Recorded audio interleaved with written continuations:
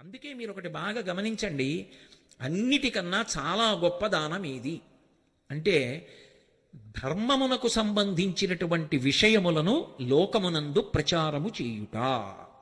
మీరు ఇవాళ అన్నం పెట్టారనుకోండి, సాయంకాలానికి జీర్ణం అయిపోతుంది, మళ్ళీ ఆకలేస్తుంది. ఓ కంటికి శస్త్రచికిత్స చేయిస్తే కొన్నాళ్ళకి మళ్ళీ రెండో కంటిలో మసక ఏర్పడి శస్త్రచికిత్సకు సిద్ధం అవుతుంది. ఇవాళ జ్వరానికి ఔషధం ఇప్పిస్తే రేపు మళ్ళీ ఔషధాన్ని కోరుకుంటుంది. మీరు ధర్మం గురించి ఒక్క ప్రసంగం చేస్తే అధర్మ మార్గంలో వెడదామనుకున్నవాడు కూడా మానేస్తే వాడి వలన బాధపడవలసిన కొన్ని వందల మంది దాని నుంచి తప్పుకుంటారు. పైగా విని ఆచరించిన వాళ్ళందరూ ఉద్ధరణ పొందుతారు. అందుకే ప్రవచనానికన్నా ధర్మ ప్రచారం కన్నా గొప్పది లోకంలో ఇంకొకటి లేదు. అది ఆత్మోద్ధరణ హేతు. అందుకు ఈ దేశంలో మహాత్ములు కూడా తమలో తాము రమించి ఆత్మానుభవాన్ని పొందగలిగిన యోగులు కూడా ఆ మౌనాన్ని విడిచిపెట్టి ప్రత్యేకంగా వచ్చి వాళ్ళకి మౌనం విడిచిపెట్టడం ఇష్టం కాకపోయినా మన కోసమని మాట్లాడతారు.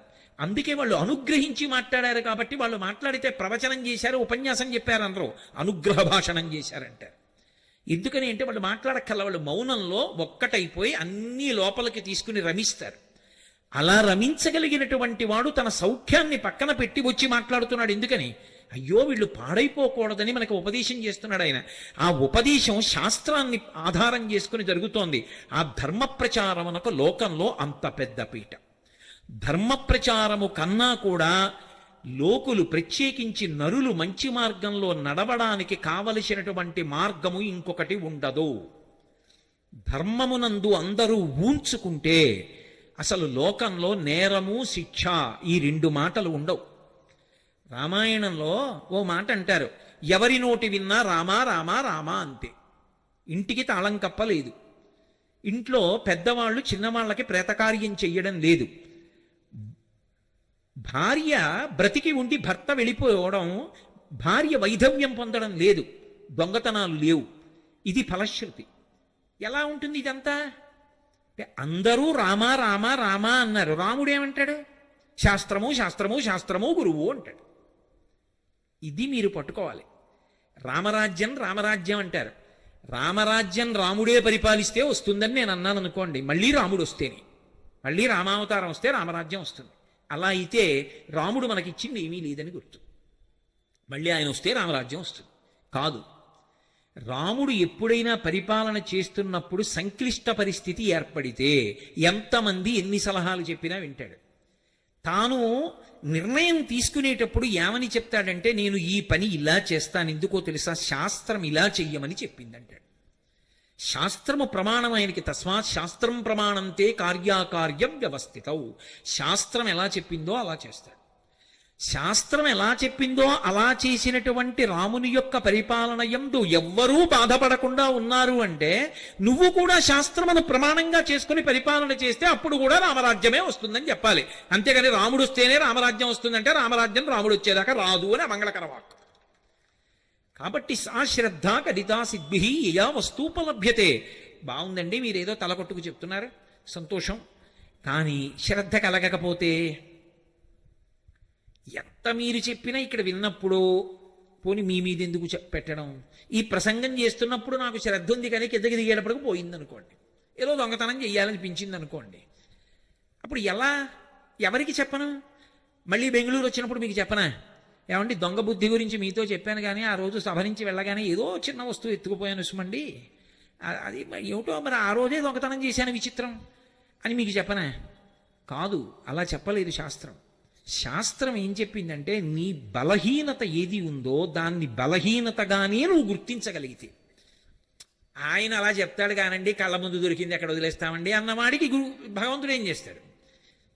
ఆయన అలా చెప్పాడు, అది సత్యం, నేను అలా తీసుకోకూడదు పక్క వాళ్ళది, కానీ దొంగతనం చేసేసాను, నాకు ఈ బుద్ధి పోవట్లేదు, ఏదో ఒకలా పక్క వాళ్ళది ఎత్తుకొద్దామన్న భావన ఉంటోంది. ఇది ఎలా అంటే, ఎవరికి చెప్పమని చెప్పిందంటే, అసలు నీకు ఈ సంకల్పాలు రావడానికి కారణమైన మనసుని నీకు ఇచ్చినవాడు ఎవరు? భగవంతుడు. ఆయనకే చెప్పు. ఆయన దగ్గర చెప్పేటప్పుడు దాపరిక వద్దు. ఉన్నదున్నట్టుగా ఆయన ఉన్నాడు అని నమ్మి ఆయన దగ్గర కూర్చుని చెప్పు. అంతేకాని కాశీ నుంచి నేనే కొనుక్కొచ్చానండి విగ్రహం అంటే ఆయన పలకడం. అది విగ్రహం కాదండి, అది నేను కాశీ నుంచి తెచ్చిన విగ్రహం కాదండి, అది పరమాత్మ అంటే అప్పుడు పలుకుతాడు. సత్యసాయిబాబా గారు ఒక ఉదాహరణ చెప్తుండేవారు. వెనకటికి ఓ పిల్లాడికి ఎప్పుడు చూసినా పూర్ణత్వమే, అంటే అన్ని సున్నలే వచ్చేవి. ఎవరో ఒక ఆయన దగ్గరికి వెళ్ళి అడిగాడు, అలా ఉపన్యాసం చెప్పిన ఆయన, అయ్యా నాకు మార్కులు రావట్లేదు, ఏం చేయమంటారు? విఘ్నేశ్వరుడిని పూజించబోయ్. ఆయన విఘ్నేశ్వరుడు బొమ్మోటి పెట్టి అగరత్తుల పాపం 30 రోజులు తిప్పి పరీక్షకి వెళ్ళాడు, మళ్ళీ సున్నా. ఎందుకు ఇది? ఇంకో ఆయన అడిగాడు, ఏదో అమ్మవారిని పూజించు, శారదని పూజించు. ఈ విఘ్నేశ్వరుడిని అలా పెట్టేసి దూరంగా అమ్మవారిని తెచ్చిపెట్టి సరస్వతీదేవికి అగరత్తులు పెట్టాడు, మళ్ళీ రాలా, పక్కన పెట్టేశాడు. ఇంకో ఆయన్ని అడిగాడు, శివుణ్ణి పెట్టబోయే జ్ఞానం ఇస్తాడు అన్నాడు. శివుణ్ణి పెట్టి అగరత్తులు ధూపం వేస్తున్నాడు. ధూపం వేస్తుంటే ధూపం ఎక్కడేశారో అక్కడే ఉంటుంది ఏమిటి, అది అలా పోతుంది గాలిలో పొగ వెళ్ళిపోయి. ఈయనకి మార్కులు ఇవ్వనటువంటి దేవుళ్ళు ఉన్నారే, విఘ్నేశ్వరుడును సరస్వతీదేవి, అక్కడికి పోయింది. ఈయన ఆ రోజున ఇలా ధూపం చూపిస్తూ ఇలా చూశాడు, అన్నన్నన్నన్నా ఒక్క మార్కి ఇప్పించలేదు కానీ ధూపం పీల్చేస్తున్నారా అని గబగబా వెళ్ళి 2 ఉత్తరీయాలు తీసుకొచ్చి విగ్రహాల ముక్కులకు కట్టేశాడు. గభాలన విఘ్నేశ్వరుడు సరస్వతీదేవి లేచారు. లేచి ఒరే నిన్ను అనుగ్రహించామన్నారు. ఆయన తెల్లబోయి, ధూపం వేస్తే నాకు ఎప్పుడూ పలకలేదు, ముక్కులు కడితే పలికేదేమిటన్నాడు.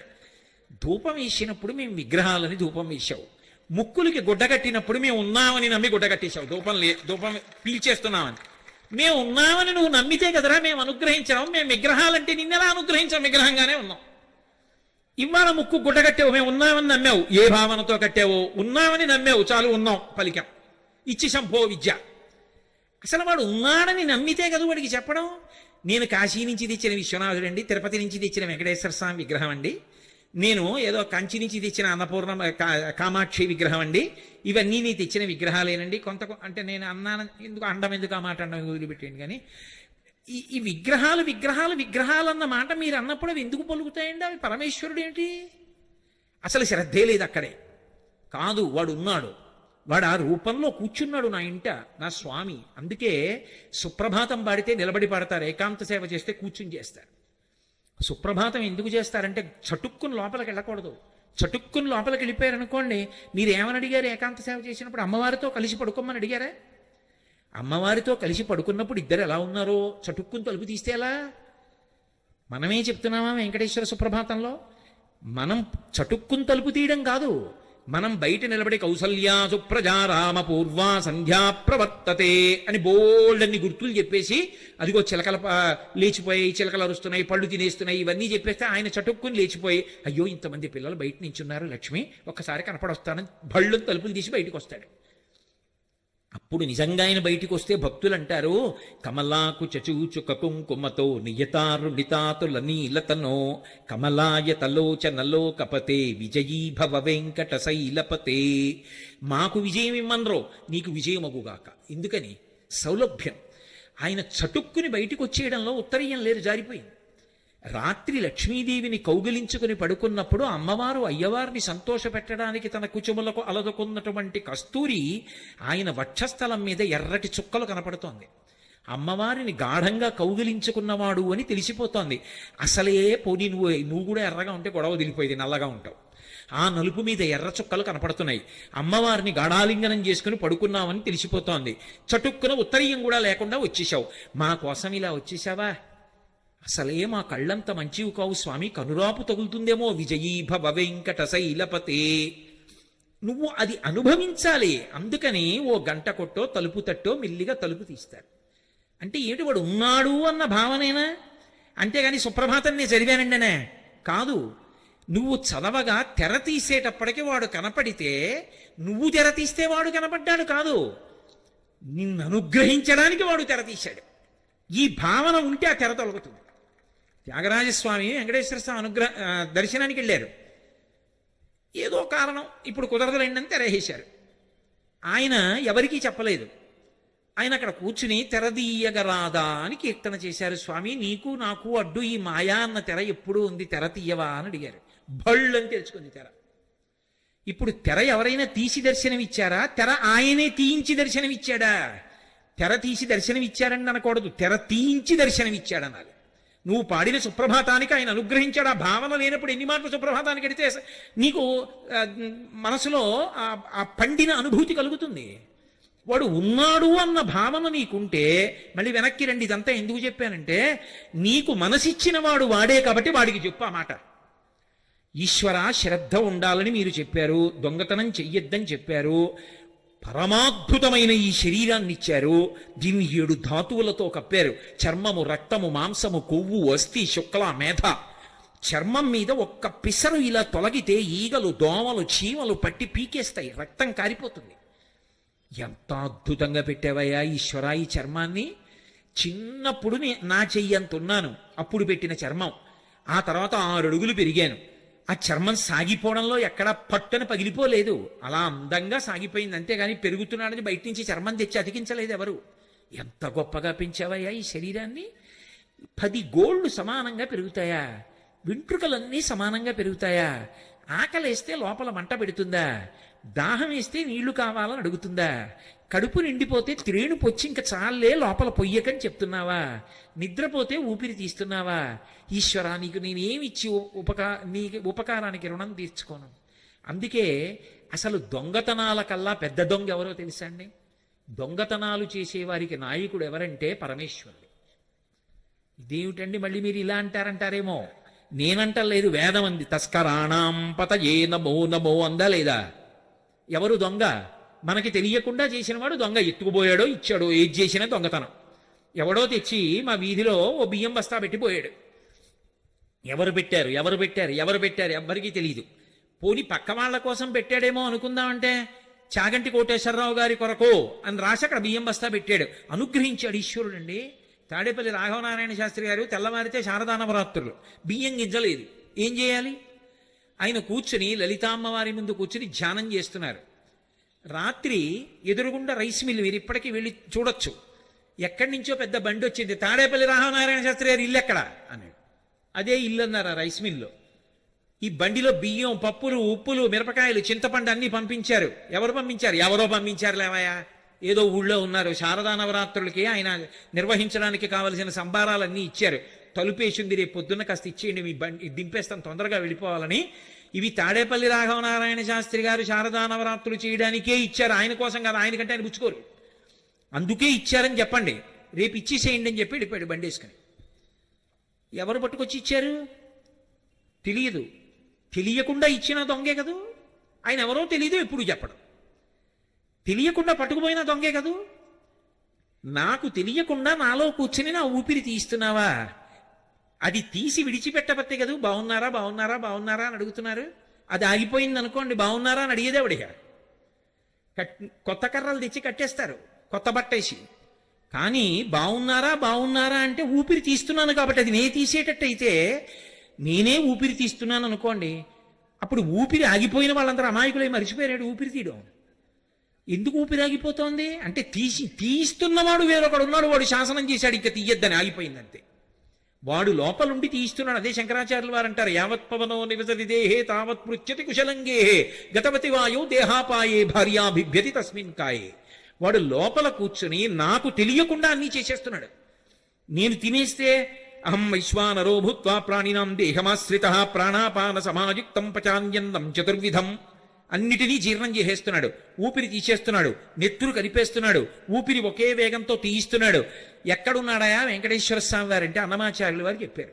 ఆయన అన్నారు, ఆనంద నిలయంలో ఉన్నాడండి 6 అడుగుల విగ్రహం. ఆయన అనలేదు. ఆయన అన్నారు, వడిబాయక తిరిగే ప్రాణబంధుడా. ఒక వేగం మారకుండా లోపలికి వెళ్ళి బయటికి వస్తున్న ఊపిరుందే, తీయడంలో కష్టం వచ్చేస్తే ఎగూపిరి, తీయలేకపోతుంటే దిగూపిరి, రెండూ ఆయాసమే.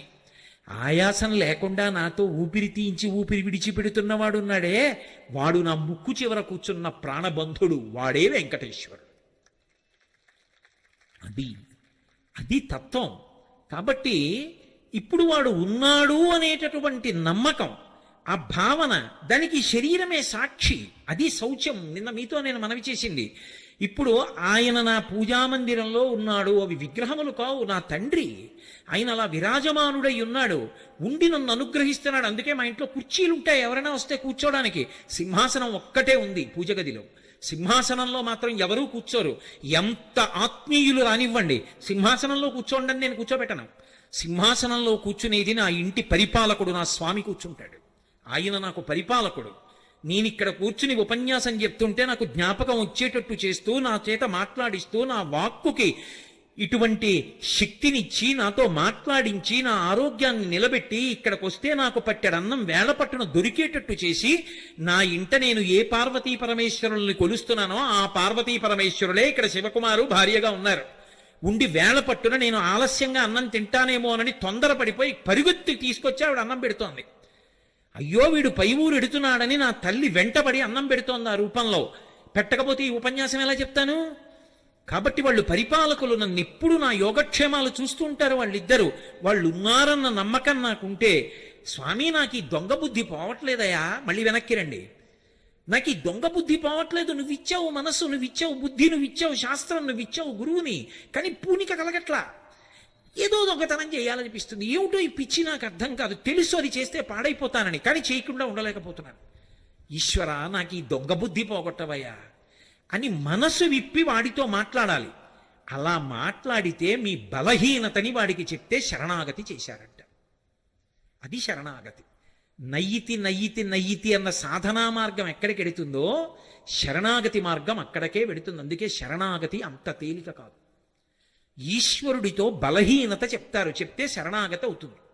అందుకే చూడండి, ధూర్జటి చెప్తాడు పరమశివుడితోటి, తమకంబొప్ప పరంగనాజనుల పరద్రవ్యంబులన్ మృత్యులింగ మహోద్యోగము చేయునెమ్మనము దానిం బట్టి వైరగ్య పాశంబులం చుట్టి బిగించి నీ చరణస్తంభంబునం కట్టివైచి ముదంబెన్నడు కల్గజెయ్యగదవో శ్రీకాళహస్తీశ్వర అన్నాడు.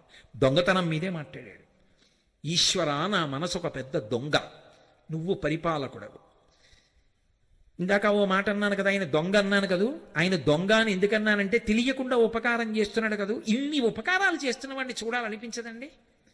ఎవడో జీవితంలో ఏమండి మీకు పాపం రైల్లో పెడితే అలిసిపోతారని విమానం టికెట్ పంపించారండి, దీని మీద ఎవరు పంపించారండి అంటే, ఎవరో బెంగళూరులో ఫలానా ఆయన రైల్లో రావద్దని చెప్పండి, విమానంలో రమ్మనండి అని టికెట్ పంపించారండి అన్నారనుకోండి, నేను బెంగళూరు రాగానే ఏమంటాను?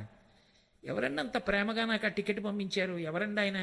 ఈయనేనండి అంటే పరమ ప్రేమతో, అయ్యా ఎంత ప్రేమ మీకు నా మీద అని అంటానా? అన్నా. ఒక్క ఉపకారానికి ఆయన్ని చూస్తే నేను అంత సంతోషపడిపోతే, ఇన్ని ఉపకారాలు నిరంతరం చేస్తున్న భగవంతుడు కనపడకుండా ఉంటే దొంగలా, కనపడాలని నేను కోరుకుని పరిగెడితే తప్పుందా? వాడు ఎక్కడ దొరుకుతాడు? ఇక్కడ దొరకడు. పైన ఎక్కడ దొరుకుతాడు? ఇక పారిపోవడానికి అవకాశం లేకపోతే దొరుకుతాడు. నేను పరిగెడితే వాడు కనపడకుండా పరిగెడితే పరిగెత్తి ఎక్కడికెళ్ళి దాక్కోవాలి? ఏది కనపడితే అందులో దూరిపోతాడు. కాబట్టి ఆయన ఏం చేశాడు? గర్భాలయంలోకి దూరిపోయాడు. గర్భాలయానికి వెనక తలుపు ఉండదు. నేను వచ్చేసాను. ఇప్పుడు ఆయన ఎక్కడికి పోతాడు? అలా నించున్నాడు. ఇప్పుడు నేనన్నాను, దొంగ ఇన్ని ఉపకారాలు చేసి చూడాలనుకుంటే ఇక్కడ దొరికావా నాకు? గులు తిరిగిన దొంగ గూ వాడు గుడిలోనే దాగేనే గూ. అది అన్నమయ్య అంటే ఎంత హర్షం! అబ్బా, ఇన్ని ఉపకారాలు చేస్తున్నవాడు ఇదిగో ఇక్కడ దొరికాడు. వీడు కనపడ్డం, జీర్ణం చేస్తున్నాడు, ఊపిరి తీయిస్తున్నాడు, శక్తినిస్తున్నాడు, మాట్లాడిస్తున్నాడు, కవిత్వం చేయిస్తున్నాడు, బిడ్డల్నిచ్చాడు, ఉద్యోగం ఇచ్చాడు, డబ్బు ఇచ్చాడు. కనపడడే? ఇన్నాళ్ళకి కనపడ్డావయ్యా. ఎంత ఆనంద పారవస్యంతో కన్నుల వెంట నీళ్లు కారిపోతాయి. తస్కరాణం పతయే నమో నమో అంది యజుర్వేదం. అందుకే అటువంటి పరమేశ్వరుడిని ఎదురుగుండా ఉండగా వాడికి చెప్పు నీ మనసుని సంస్కరించమని. అందుకు చెప్పాడు ధూర్జటి, తమకంబప్ప పరంగనాజనుల పరద్రవ్యంబులం మృత్యులింగ మహోద్యోగము చేయునెమ్మనము. మహోద్యోగం చేస్తోంది. ఎంత గొప్ప పని చేస్తోందో తెలుసా? నువ్వు ఇచ్చిన మనసు 2 దొంగతనాలు చేస్తుంటుంది. తమకంబొప్ప పరాంగనాజనుల పరద్రవ్యంబులన్, నా భార్య యందు నా కామ ఉంటే దోషం కాదు, పరకాంత కనపడితే నా కామము వారి యందు ప్రవర్తిస్తోంది. ఎంత తప్పు పని చేస్తోంది? దొంగ బుద్ధే కాదా? కాబట్టి దొంగ బుద్ధి నా మనసుది. పరద్రవ్యంబులన్, నాది కానిది పరుల ద్రవ్యాన్ని చూస్తే అది నాకు ఇస్తే బాగుండనిపిస్తోంది. దొంగ బుద్ధే కాదా? వాడు ఇవ్వకపోతే పట్టుకొచ్చేద్దాం అంటోంది, ఎలాగో అలా మోసగించి తెద్దామంటోంది. దొంగ బుద్ధే కాదా? పరాంగనా పరద్రవ్యంబులన్ మృత్యులింగ మహోద్యోగము చేయునెమ్మనము. నా మనసు ఇన్ని దొంగతనాలు చేస్తోంది. చెప్పేశానుగా దొంగతనం అని. దొంగని పట్టుకొచ్చి నీకు అప్పచెప్పానుగా. నువ్వు రాజువి, రాజశేఖరుడివి, నువ్వు చంద్రుణ్ణి ధరించిన వాడివి. శివ నువ్వేం చెయ్యాలి? దొంగని పట్టుకెళ్ళి ప్రభువుకి అప్పచెప్తే స్తంభానికి కట్టేస్తాడు. కట్టేయి నా మనసుని. బయట స్తంభాలకొద్దు, నీ చరణ స్తంభంబునన్ కట్టి వైచి నీ కాళ్ళు అన్న స్తంభాలకి కట్టే ఈ మనసుని. నీ చరణ స్తంభంబునన్ కట్టి వేస్తే ఈ దొంగ బుద్ధి పోతుంది. ముదంబెన్నడు కల్గజేయగదవో, నీ పాదాలు పట్టుకుంటే ఆ దొంగ బుద్ధి పోయి మనసుకి కలగవలసిన సంతోషం కలుగుతుంది. ముదంబెన్నడు కల్గజేయగదవో శ్రీకాళహస్తీశ్వర. ఎవరికి చెప్పాడు ఇప్పుడు ధూర్జటి? ఊళ్ళో వాళ్ళకి చెప్పలేదు, కాళహస్తీశ్వరుడికి చెప్పాడు, దాపరికం లేకుండా చెప్పాడు. కాళహస్తీశ్వర శతకం ఏమి శతకం అండి అది నిజంగా. రోషీరో యదు కామినీ జనుల తారుణ్యోరు సౌఖ్యంబులన్ బాసీబాయద పుత్ర మిత్రధన సంపద్భ్రాంతి వంచాలతల్ కోశీకోయదు నామనంబకట నీకున్ ప్రీతిగా సత్క్రియలు చేసి చేయదు దీని త్రుళ్ళనచవే శ్రీకాళహస్తీశ్వర. కాసేపు మంచి బుద్ధి పొందినట్టుగా ఉంటుంది. ఏమిటి సౌఖ్యాలు, ఏమిటి స్త్రీ సౌఖ్యం, ఎన్ని మాటలు అనుభవించాను, ఏడే పిచ్చి అంటుంది. మళ్ళీ సిద్ధం. రోషీరోయదు కామినీ జనుల తారుణ్యోరు సౌఖ్యంబులన్ బాసీబాయత పుత్రమిత్రధన సంపద్భ్రాంతి వంచాల తల్కోచీకోయదు. ఏం బిడ్డలంటుంది, మళ్ళీ తాపత్రయం. ఏం డబ్బు అంటుంది, మళ్ళీ దొంగతనం కోసం సిద్ధం. ఏమిటయా ఈ మనసుని నేను అణచలేకపోతున్నాను, కాసేపు బాగుంటుంది కాసేపు పాడైపోతుంది, ఎప్పుడు నన్ను ముంచేస్తుందో తెలియట్లేదు. కాబట్టి దీన్ని త్రుళ్ళనచవే శ్రీకాళహస్తీశ్వర, దీని త్రుళ్ళు, దీని అల్లరి అణిచి ఇచ్చినవాడి నువ్వు కాబట్టి నీ మాట వింటుంది, తొక్కిపెట్టు. ఇంకా దూర్జటి నా మనసుని నువ్వు కట్టన్నాడు. అసలు శంకరాచార్యులు వారు శివానందలహరిలో చేసిన శ్లోకం పరమాద్భుతం. మా గురువుగారు అస్తమానం నాతో చెప్పుకు మురిసిపోతుంటారు, ఒరేయ్ ఈ శ్లోకం భారతీతీర్థ మహాస్వామి వారి దగ్గర చదివానురా, చదివితే ఇలా అన్నారా అంటే తప్పు చెప్పానేమో అని అనుకుని ఆగిపోయాను. ఆయన మళ్ళీ పిలిచి చెప్పమన్నారా, ఈ శ్లోకం మళ్ళీ గట్టిగా చెప్పాను. ఆయన పొంగిపోయి ఓ లోపల నుంచి శృంగేరి ఉత్తరీయం తెప్పించి నాకు కప్పించారా అని ఆయన ఇంటి గురించి కూడా అంత తాపత్రయపడరు. ఆ ఉత్తరీయం మాత్రం దాచుకుని అప్పుడప్పుడు చూపించి కళ్ళమ్మ నీళ్లు పెట్టి. అందుకే మీరు ఒకటి బాగా గమనించండి, అన్నిటికన్నా చాలా గొప్ప దానం ఏది అంటే ధర్మమునకు సంబంధించినటువంటి విషయములను లోకమునందు ప్రచారము చేయుట. మీరు ఇవాళ అన్నం పెట్టారనుకోండి, సాయంకాలానికి జీర్ణమైపోతుంది, మళ్ళీ ఆకలిస్తుంది. ఓ కంటికి శస్త్రచికిత్స చేయిస్తే కొన్నాళ్ళకి మళ్ళీ రెండో కంటిలో మసక ఏర్పడి శస్త్రచికిత్సకు సిద్ధం అవుతుంది. ఇవాళ జ్వరానికి ఔషధం ఇప్పిస్తే రేపు మళ్ళీ ఔషధాన్ని కోరుకుంటుంది. మీరు ధర్మం గురించి ఒక్క ప్రసంగం చేస్తే అధర్మ మార్గంలో వెడదామనుకున్నవాడు కూడా మానేస్తే వాడి వలన బాధపడవలసిన కొన్ని వందల మంది దాని నుంచి తప్పుకుంటారు. పైగా విని ఆచరించిన వాళ్ళందరూ ఉద్ధరణ పొందుతారు. అందుకే ప్రవచనానికన్నా ధర్మ ప్రచారం కన్నా గొప్పది లోకంలో ఇంకొకటి లేదు, అది ఆత్మోద్ధరణ హేతువు.